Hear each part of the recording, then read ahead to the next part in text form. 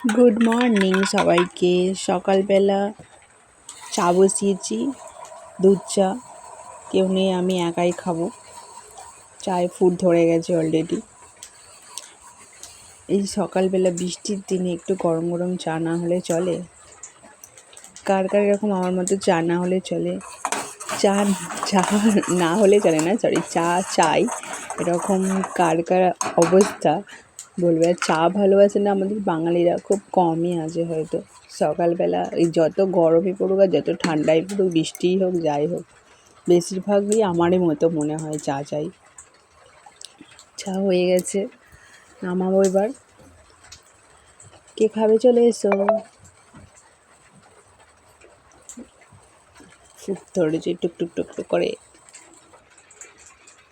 হয়ে গেছে 5 টাকার দুধ, একদম অল্প করে চা নামিয়ে নিলাম। আমি গ্লাসে ছাড়া আবার খাই না, আমার গ্লাসে চা খেতে ভালো লাগে।